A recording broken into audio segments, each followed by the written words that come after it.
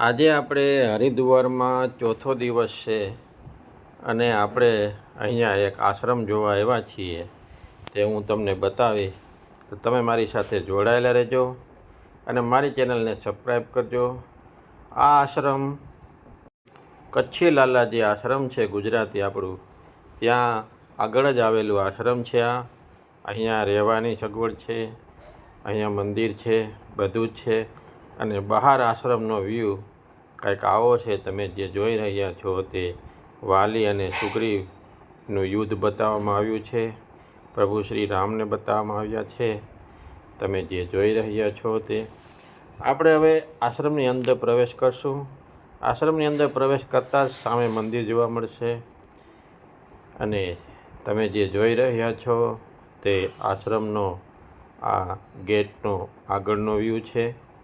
હવે આપણે અહીંથી થોડાક આગળ જશું એટલે અહીંયા ભગવાનોની મૂર્તિ પણ મૂકવામાં આવેલી છે.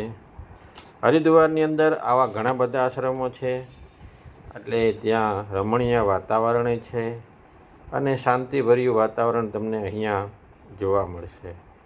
તમે જે જોઈ રહ્યા છો સામે ત્યાં એક મૂર્તિ મૂકવામાં આવેલી છે એ હું તમને હમણાં બતાવીશ. તમે જે જોઈ રહ્યા છો તે ગરુડ ભગવાનની મૂર્તિ છે. બાજુમાં કૃષ્ણ કનૈયા લાલની પણ મૂર્તિ મૂકવામાં આવેલી છે. તમે જુઓ, આ આશ્રમની અંદર રહેવાની સગવડ છે. તમે આવશો તો અહીંયા ભોજનની પણ સગવડ છે. અહીંયા પણ કૃષ્ણ કનૈયા લાલની એક મૂર્તિ મૂકવામાં આવેલી છે અને આ તમે જે જોઈ રહ્યા છો તે આશ્રમનો વ્યૂ છે. રહેવા માટે રૂમો છે. નોખી નોખી જાતના કેટેગરીના રૂમ અહીંયા જોવા મળે છે. એસી, નોન એસી. અને મેં તમને જેમ કીધેલું હતું કે આ કચ્છી લાલા આશ્રમ છે એની બાજુમાં બરોબર આવેલું છે. તો તમે સામે જુઓ છો ને તે કચ્છી લાલા આશ્રમ છે અને આ આશ્રમનો પાર્કિંગ રૂટ છે. તમે જે જોઈ રહ્યા છો તે અહીંયા 4 વ્હીલ પાર્કિંગ પણ છે. તમે 4 વ્હીલ પાર્કિંગ પણ કરી શકો છો આશ્રમની અંદર. હરિદ્વારની અંદર ઘણા આશ્રમો આવેલા છે. આ તમે બધા જુઓ છો તે બધા આશ્રમો જ છે આજુબાજુમાં. કચ્છી લાલા આશ્રમ બાજુ તમે આવી જાઓ એટલે બંને સાઈડ તમને આશ્રમ જ જોવા મળશે અને આશ્રમની લિફ્ટ છે. અને આશ્રમની અંદર આ બીજું મંદિર તમે જે જોઈ રહ્યા છો તે છે. અને આ મંદિરનો અંદરનો વ્યૂ તમે જે જોઈ રહ્યા છો તે છે.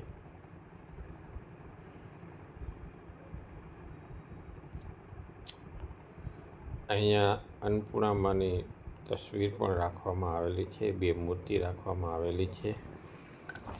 હવે આપણે બીજે ઠેકાણે આવી ગયા છીએ મંદિરની અંદર, જે ગીતા મંદિર નામે ઓળખાય છે. તે હરિદ્વારની અંદર આવેલું છે. અહીંયા માતાજીની, વાઘેશ્વરી માતાનો મોટી બધી મૂર્તિ મૂકવામાં આવેલી છે. તમે જે જોઈ રહ્યા છો તે માં વાઘેશ્વરી બિરાજમાન છે. જો તમે વાઘેશ્વરી માતાજીની મૂર્તિ છે બી. અને અંદર શંકર ભગવાનનું મંદિર પણ આવેલું છે એક. આજુબાજુમાં ઘણી મૂર્તિઓ મૂકવામાં આવેલી છે જે તમે જોઈ રહ્યા છો તે. આ તમે જે જોઈ રહ્યા છો તે નવગ્રહની મૂર્તિઓ છે. વચમાં સૂર્ય ભગવાન મૂકવામાં આવેલા છે. જો તમે નવગ્રહો આવેલા છે.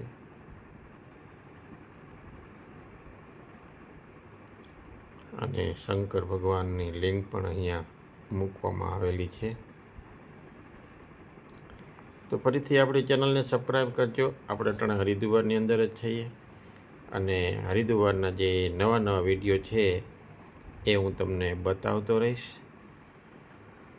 મંદિરની અંદર આ રીતનું કંઈક પ્રદર્શન પણ મૂકવામાં આવેલું છે. તમે જે જોઈ રહ્યા છો તે પથ્થરમાંથી એ કલાકૃતિ બનાવીને આ બધું બનાવવામાં આવેલું છે.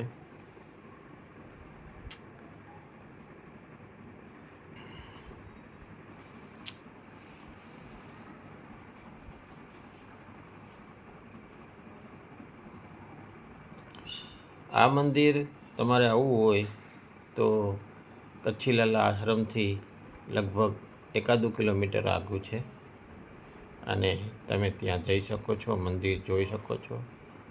તદ્દન ફ્રી છે, કોઈ ટિકિટ નથી. નગર અમુક હરિદ્વારમાં જે મંદિરો બનાવવામાં આવેલા છે તેમાં અમુક ટિકિટ પણ રાખવામાં આવેલી છે, 5-10 રૂપિયા. અહીંયા કોઈ ટિકિટ નથી જોવાની.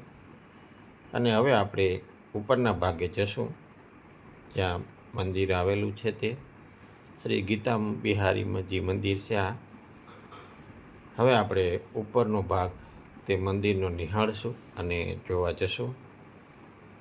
અહીંયા તમે જે જોઈ રહ્યા છો તે પગથિયા ચડીને ઉપર પણ ભગવાન શ્રી કૃષ્ણનું મંદિર છે.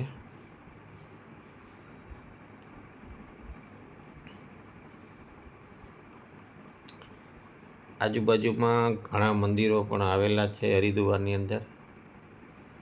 હરિદ્વારની અંદર મંદિરો ઘણા બધા છે જે તમે નિહાળો તો તે તમે ગમે એટલા દિવસો રહો તો પણ તમારે મંદિર પૂરા નહીં થાય. આ શ્રી કૃષ્ણ અને રાધાજીની જે મૂર્તિ અહીંયા મૂકવામાં આવેલી છે તે છે. અને આ બધા ભગવાનો એમની પણ મૂર્તિઓ અહીંયા મૂકવામાં આવેલી છે. જો તમે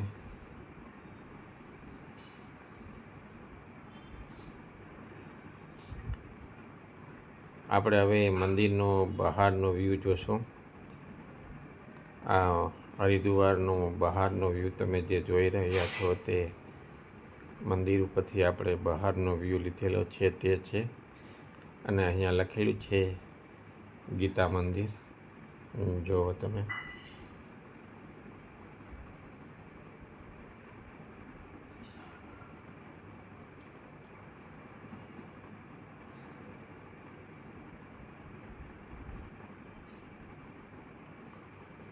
તો આ હતું ગીતા મંદિર તમે જે જોઈ રહ્યા છો તે. હવે આપણે ત્રીજા મંદિરે જશું જે અંદર નવગ્રહ મંદિર પણ આવેલું છે અને એક અદ્ભુત મંદિર છે તે પણ હરિદ્વારની અંદર આવેલું છે. આ મંદિર ગીતા મંદિરથી તમારે લગભગ 1-2 કિલોમીટરના અંતરે તમને આ મંદિર જોવા મળશે. અહીંયા ઘણું શાંત વાતાવરણ છે અને સામે તમે જે જોઈ રહ્યા છો તે આ મંદિર છે. તો આ મંદિરની અંદર આપણે આવી ગયા છીએ. તમે જે જોઈ રહ્યા છો બહુ જ ફૂલ ઝાડ વાવેલા છે અને સુંદર મંદિર છે એકદમ, જે તમે જોઈ રહ્યા છો. અને શાંત આનો વાતાવરણ છે, રમણીય વાતાવરણ છે. આપણે મંદિરની અંદર જઈ અને મંદિરના દર્શન કરીશું. આ મંદિરનો બહારનો વ્યૂ તમે જે જોઈ રહ્યા છો તે છે. ફરી એકવાર આપણી ચેનલને સબસ્ક્રાઈબ કરવાનું ભૂલતા નહીં. અને વિડીયોમાં જો નવા હો તો એ લોકો તો અચૂક સબસ્ક્રાઈબ કરજો આપણી ચેનલને. અહીંયા બાજુમાં નવગ્રહ મંદિર પણ આવેલું છે અને બાજુમાં આ મંદિરનો ગંગા નદીનો ઘાટ પણ આવેલો છે. એ પણ હું તમને બતાવીશ. અને આ મંદિર તમે જુઓ બહારથી તો આ રીતનું કંઈક દેખાય છે. અને આપણે હવે અંદર જશું. જો તમે આ મંદિરનો અંદરનો વ્યૂ છે અને બાજુમાં બજરંગબલીની પણ મૂર્તિ મૂકવામાં આવેલી છે, એ પણ આપણે નિહાળશું.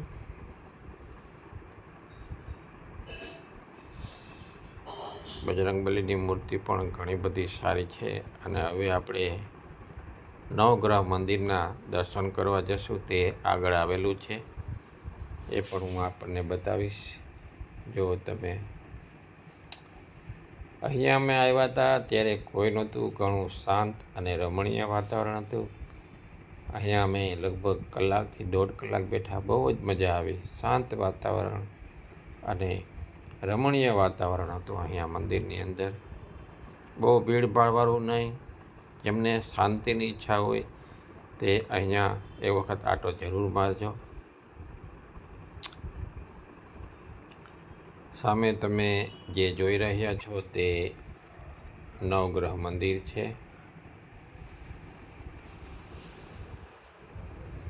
હજી આપણે હરિદ્વારની અંદર ઘણા બધા મંદિરો જોવાના છે, બાકી છે. હું તમને બધા જ મંદિરોના દર્શન કરાવીશ, તો મારી ચેનલ સાથે જોડાઈ લેજો.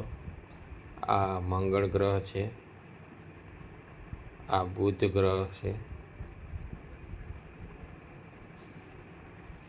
આ બૃહસ્પતિ, આ શુક્ર,